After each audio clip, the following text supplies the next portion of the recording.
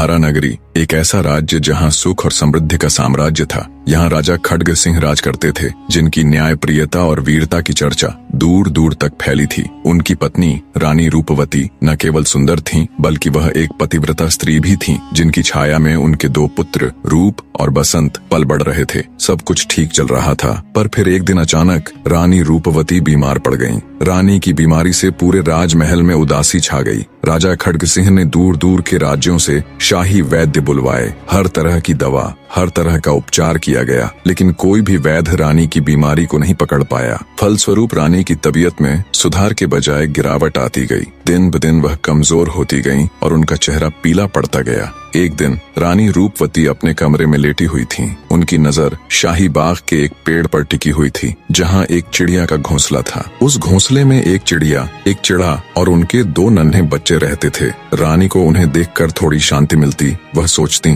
कितना सुंदर दृश्य है, एक छोटा सा परिवार साथ में खुशियां बांट रहा है। लेकिन कुछ दिनों बाद वह चिड़िया मर गई। चिड़ा अकेला रह गया। कुछ समय बाद वह एक नई चिड़िया को ले आया। रानी ने यह सब देखा और मन ही मन सोचा, शायद जीवन का भी यही सत्य है। एक जीवन समाप्त होता है तो दूसरा शुरू हो जाता है। लेकिन फिर एक दिन कुछ ऐसा हुआ कि रानी का दिल दहल गया। चिड़ा दाना लेने गया हुआ था और नई चिड़िया ने उन दोनों नन्हे बच्चों को घोंसले से नीचे गिरा दिया। वे मासूम बच्चे नीचे गिरकर मर गए। जब रानी रूपवती ने यह सब देखा तो उनका हृदय पीड़ा से भर उठा। रानी के मन में ढेरों विचारों ने जन्म ले लिया। क्या मेरी हालत भी उस चिड़िया जैसी है? क्या मेरी मृत्यु निकट है? और अगर ऐसा हुआ तो क्या राजा किसी और रानी को ले आएंगे? क्या वह मेरे रूप और बसंत को प्यार देगी, या फिर उन्हें भी इसी तरह निर्दयता से ठुकरा दिया जाएगा? ये सब आंखों के आगे आते ही रानी की आंखों से अश्रुधारा बहने लगी। रूप और बसंत के भविष्य को लेकर वो अंदर ही अंदर घुटने लगी।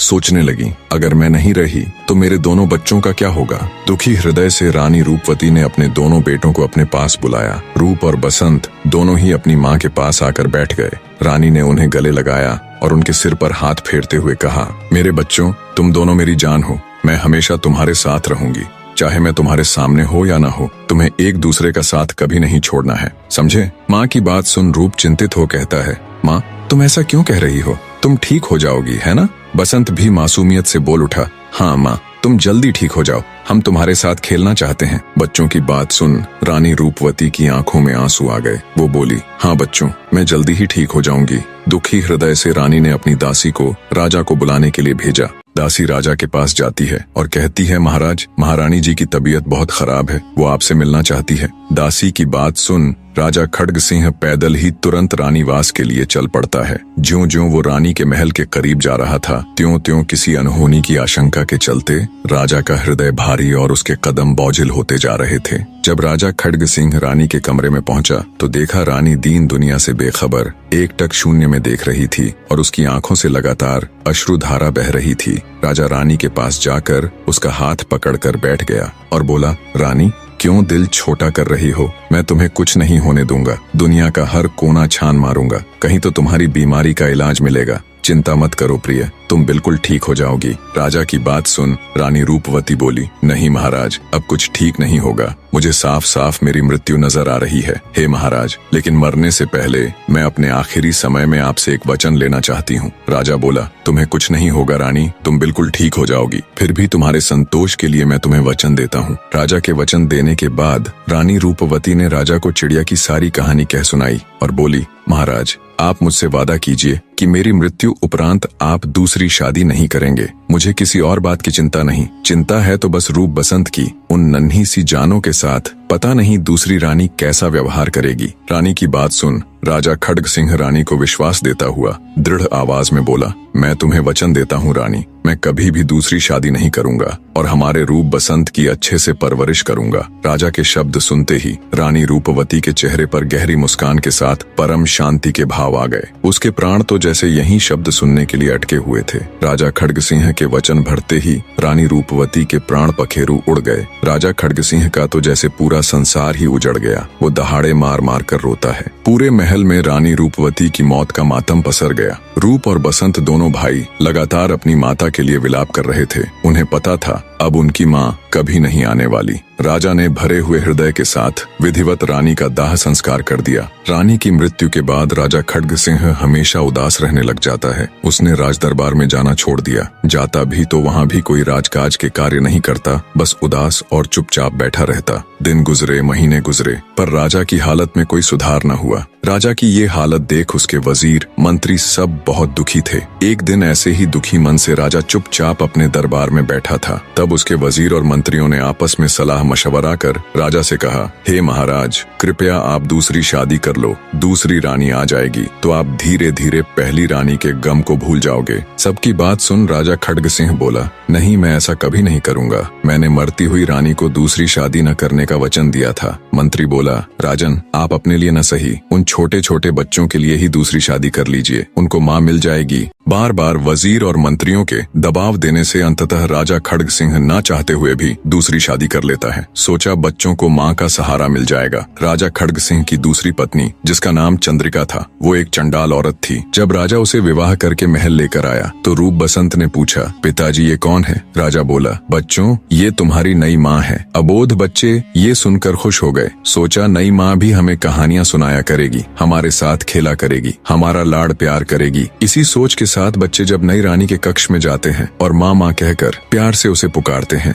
तो चंद्रिका गुस्से में बोली, कौन माँ? कहाँ की माँ? मैं तुम्हारी कोई माँ वा नहीं हूँ, तुम्हारी माँ तो मर चुकी है। उन्हें धमकाते हुए आगे रानी कहती है, आगे से यहाँ कदम भी मत रखना वरना तुम्हारी खाल खींच लूंगी। मासूम बच्चे रोते रोते चुपचाप वहाँ से चले गए। जब राजा ने उन्हें रोते हुए रानी के कक्ष से निकलते देखा तो वो रानी के पास गया और कहा, क्या बात हुई रानी? बच्चे तुम्हारे कमरे से रोते हुए निकले। रानी बोली, ध्यान से सुनो राजन, आगे से ये बच्चे कभी भी मेरे कमरे ही नहीं, मेरे महल में भी नजर नहीं आने चाहिए। आप इनके रहने की व्यवस्था अलग कर दो। रानी की बात सुन राजा बड़ा दुखी हुआ। सोचा क्या सोचकर विवाह किया था और क्या हो गया। भारी हृदय के साथ राजा ने बिना कोई क्लेश किए रानी की बात मान ली और बच्चों के रहने के लिए अलग से जगह बनवा दी। रूप और बसंत वहाँ अलग से रहने लगे। ऐसे ही समय बीतता चला गया। राजा बूढ़ा हो गया। रूप और बसंत अब जवान हो गए। अब चूंकि राजा बूढ़ा हो चुका था तो रानी चंद्रिका उससे कतई खुश नहीं थी। एक दिन रूप और बसंत दोनों भाई बॉल के साथ खेल रहे थे। खेलते खेलते उनकी बॉल रानी के महल में चली जाती है। रूप अपनी बॉल को लेने के लिए रानी चंद्रिका के महल में जाता है। जब रानी चंद्रिका ने रूप को देखा तो उस हट्टे कट्टे खूबसूरत नौजवान को देख उसकी अंतर्वासना जागृत हो गई। रूप ने जब रानी चंद्रिका को देखा तो वो उसे प्रणाम करता है। रानी बोली, तुम कौन हो नवयुवक और यहाँ किस लिए आए हो? रूप बोला, मौसी जी, मैं आपका बड़ा बेटा रूप हूँ। खेलते खेलते मेरी बॉल आपके महल में आ गई, बस उसी को लेने आया था। रानी चंद्रिका बोली,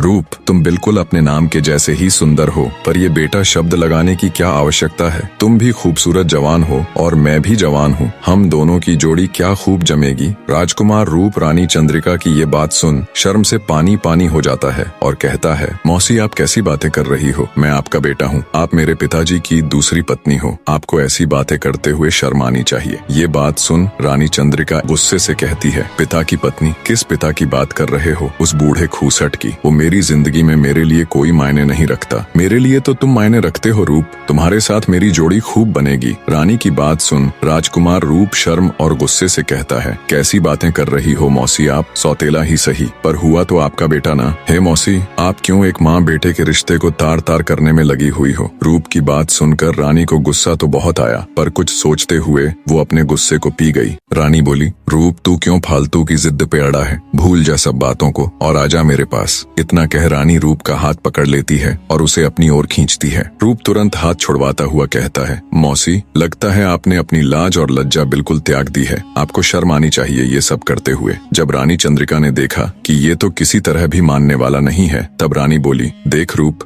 अगर तू मेरी बात नहीं मानेगा तो बहुत पछताएगा। अभी तूने मेरा प्यार ही देखा है, मेरे क्रोध से अभी तू अनजान है। रूप ये कहते हुए चल पड़ा। ठीक है मौसी, जो तुम्हें करना हो कर लेना, मैं जा रहा हूँ। रानी चंद्रिका गुस्से में बोली, तुम मेरी इच्छाओं को दबा कर जा रहे हो, इसका परिणाम भुगतने के लिए तैयार रहना। जब राजा के आने का समय होता है तो रानी अपने कपड़े फाड़ लेती है, गहने उतार फेंकती है और बिस्तर पर पड़कर सुबक सुबक कर रोने लग जाती है। राजा आकर रानी की ऐसी हालत देख दंग रह जाता है और पूछता है, क्या क्या हुआ रानी? तब रानी रोते हुए अपना त्रिया चरित्र दिखाती है और कहती है, क्या बताऊं महाराज, मुझे तो कहने में भी शर्म आ रही है। राजा बोला, रानी जो भी बात है वो मुझे बताओ। तब रानी चंद्रिका कहती है, महाराज आपका बड़ा बेटा रूप मेरे महल में घुस गया और मेरे साथ जबरदस्ती करने की कोशिश की। मैं बहुत रोई गिड़गिड़ाई पर उसके ऊपर तो जैसे जवानी का भूत सवार था। ये सुनते ही राजा के पैरों नीचे से जमीन निकल गई। उसे बिल्कुल यकीन नहीं हुआ कि उसका बेटा रूप ऐसा कर सकता है, पर रानी अपना त्रिया चरित्र दिखा राजा को यकीन दिलाने में कामयाब हो जाती है। गुस्से से लाल पीला राजा सोचता है, ऐसे पुत्र से अच्छा तो मेरा कोई पुत्र ही ना होता। मैं शक्ल भी नहीं देखना चाहता उस पापी की। इसी सोच के साथ राजा खड्ग सिंह तुरंत अपने सिपाहियों से कह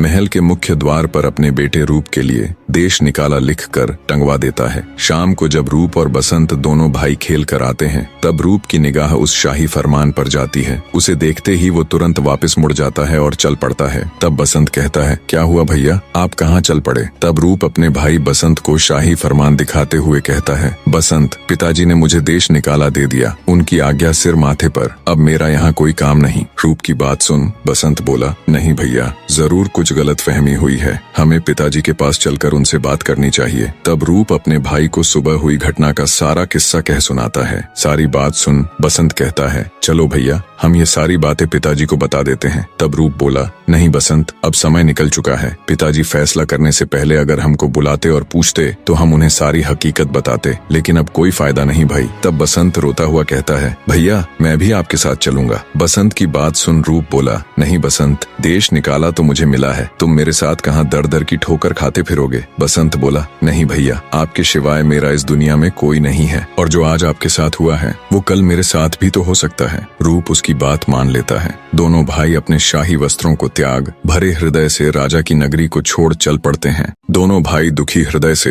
राजा की नगरी को छोड़कर चले जाते हैं। चलते चलते दोनों भाई जंगल में पहुंच जाते हैं और आपस में बातें करते हैं, अगर आज हमारी माँ जिंदा होती तो क्यों हमें ऐसे दर दर की ठोकरें खानी पड़ती। चलते चलते दोनों भाई थक जाते हैं तो एक पेड़ के नीचे विश्राम करने के लिए बैठ जाते हैं। ठंडी हवा के झोंकों और थकान के कारण दोनों भाई वहीं सो जाते हैं। तभी एक सांप आकर बसंत को डस लेता है, जिससे वो नींद में ही चल बसता है। थोड़ी देर बाद जब रूप उठता है और बसंत की तरफ देखता है तो बसंत के नीले पड़ चुके शरीर को देख उसे समझते देर न लगी कि उसे किसी सांप ने डस लिया है। रूप दहाड़े मार मार कर रोता है और कहता है, हे भगवान, तू मुझसे किस जन्म का बदला ले रहा है? मेरे भाई की जगह मैं क्यों नहीं मर गया? आपने मेरी किस्मत बड़ी ही खोटी लिखी। बचपन में हमारी माँ हमें छोड़कर चली गई और अब मेरे जीने के इकलौते सहारे मेरे भाई बसंत को भी आपने मुझसे छीन लिया। हे भगवान, ये आपका कौन सा न्याय है? रोता बिलखता रूप अपने भाई बसंत के लिए कफन लेने के लिए चल पड़ता है। चलते चलते वो एक नगरी के नजदीक पहुंच जाता है।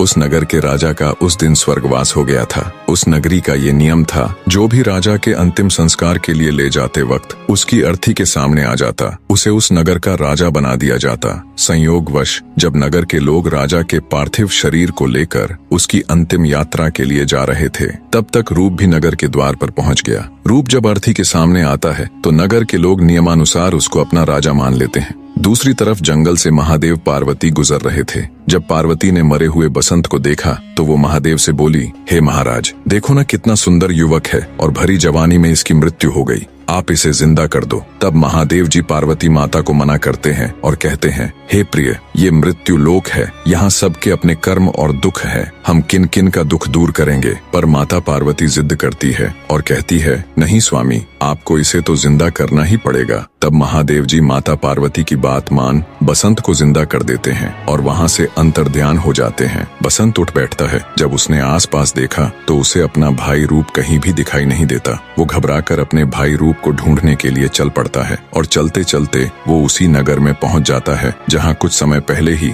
रूप को राजा बनाया गया था। रूप राजा बनने के बाद अपने मंत्री और राजसभा के सदस्यों को अत्यंत दुखी और रुदन स्वर में कहता है, तुम लोगों ने मुझे जोर जबरदस्ती से यहाँ का राजा बना दिया। अरे लेकिन मैं तो बहुत दुखी आदमी हूँ, अपने भाई के क्रियाकर्म के लिए कफन लेने आया था, ना कि राजा बनने। इतना कह राजा अपने सैनिकों सहित उसी जगह पर जाता है जहाँ उसके भाई बसंत का मृत शरीर था। पर जब रूप वहाँ जाता है तो अपने भाई को वहाँ ना पाकर वो और भी दुखी हो जाता है। कहता है, हे भगवान, ये आपकी क्या माया है? एक तरफ तो आपने मुझे राजा बना दिया, दूसरी तरफ मुझे मेरे भाई का क्रियाकर्म तक करने का मौका नहीं दिया। कैसा अभागा भाई हूँ मैं, जो अपने भाई को लकड़ी तक न दे सका। अब मैं उसे कहाँ ढूंढूं प्रभु। तब राजा के सैनिक उसे कहते हैं, महाराज माफ करे, पर ये जंगल है और यहाँ अनेकों जंगली जानवर रहते हैं, शायद उन्हीं में से कोई आपके भाई के मृत शरीर को उठा कर ले गया होगा। राजा दुखी हृदय से वापस महल लौट जाता है। राजा रूप गहरी सोच और भारी मन से अपने दरबार में बैठा था। तभी उस नगर का एक बहुत बड़ा सौदागर दरबार में आता है और राजा रूप के आगे विनती करता है,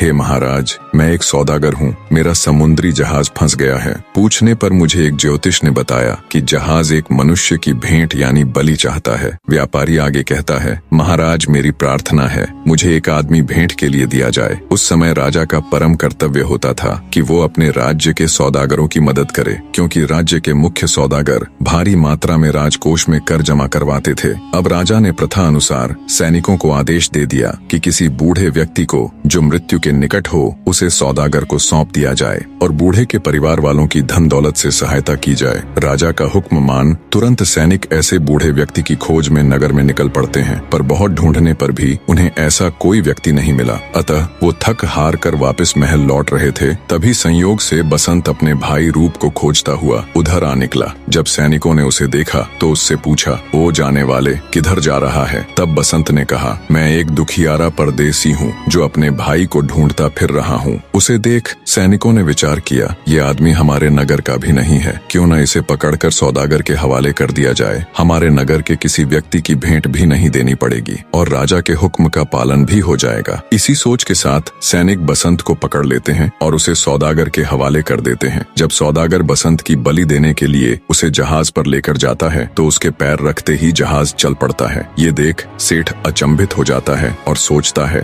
ये तो बड़ा भाग्यशाली व्यक्ति है जिसके पैर मेरे जहाज में पड़ते ही ये बिना किसी की बलि दिए चल पड़ा। इसी सोच के साथ सौदागर बसंत को अपने पास नौकर रख लेता है और उसे अपने साथ जहाज में ले जाता है। सौदागर अपना सामान से भरा जहाज ले दूसरे राज्य जाता है। वहाँ गया तो सौदागर को मालूम हुआ कि आज इस राज्य के राजा की लड़की का स्वयंवर है। सोचा क्यों न तब तक जहाज खाली हो, तब तक जाकर स्वयंवर देखा जाए। वो बसंत को ले राजा की लड़की का स्वयंवर देखने चल पड़ता है। उसके स्वयंवर में भाग लेने के लिए दूर दूर से बड़े बड़े राजा महाराजा आए हुए थे, क्योंकि राजकुमारी चंद्रा अपनी खूबसूरती के लिए देश प्रदेश में विख्यात थी। सौदागर और बसंत भी जाकर राज्यसभा में खड़े हो जाते हैं। कुछ समय बाद राजकुमारी चंद्रा अपने हाथ में वरमाला लिए अपना वर चुनने के लिए राज्यसभा में आती है। जब वो राज्यसभा में देखती हैं तो उसे एक से बढ़कर एक राजा महाराजा दिखाई देते हैं, पर राजकुमारी चंद्रा की नजर सबसे पीछे और एक और खड़े सुंदर नवयुवक के ऊपर अटक जाती है, जिसका चेहरा मुरझाया होने के बाद भी